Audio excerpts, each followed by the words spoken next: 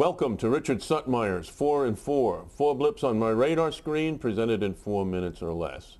My first blip looks at the daily chart of the Dow Industrial Average. The Dow gained 108 points last week in mind-boggling volatility. From Tuesday's low of 11,634.82, the rebound to Friday's high of 12,486.89 was 852.07 points. The bear market correction was 7.3%. If there is additional upside, it should be limited to my annual pivot at 12,670. As of Friday's close, the daily chart is no longer oversold. My second blip discusses the logic behind the president's economic growth plan. We need more than a timely, targeted, and temporary economic fix. The best case scenario for this plan is that it may prevent 2 quarters of negative GDP growth in 2008. The president pushed for the plan to protect his legacy. He does not want to hand over the U.S. economy to the next president in the midst of a recession. My third blip is explaining why the Federal Reserve cut the federal funds rate so aggressively a week ago Tuesday. Pre-market on January 22, the FOMC cut the federal funds rate by 75 basis points to 3.5%. What does Helicopter Ben know that he's not telling the public? The question gets more intriguing if the FOMC cuts by another 50 basis points this week on January 30th. I will repeat my warning. A lower federal funds rate will not make bad loans solvent. My theory is that the FOMC is extremely worried about how fast the banking system is bleeding money.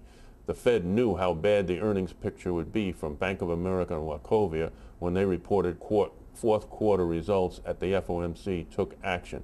Bank of America is the largest bank by assets, according to the FDIC, with assets of $1.29 trillion.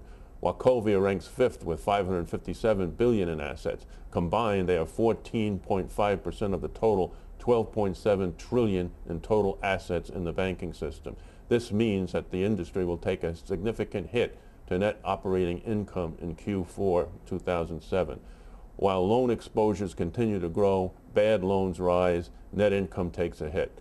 Net operating income for the FDIC-insured institution was down 22.1% sequentially to $28.7 billion at the end of the third quarter.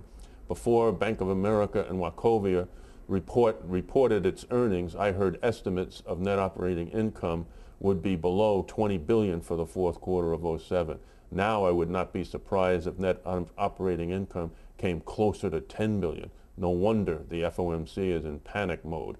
We will have to wait until the third week of February before the FDIC releases the quarterly banking profile for the fourth quarter of 2007.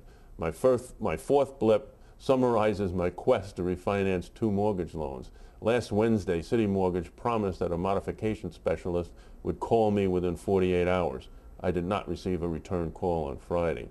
On Friday, I received an unsolicited book of checks from Advana offering me credit for expanding my business, Global Market Consultants.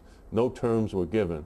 I called them and they told me the fee per check would be 3% and the rate would be 18%, matching the raised rate of the credit card. I told them I was turning on the shredder. Send your comments and questions to support@rightsideadvisors.com. That's today's 4 and 4. Enjoy your day.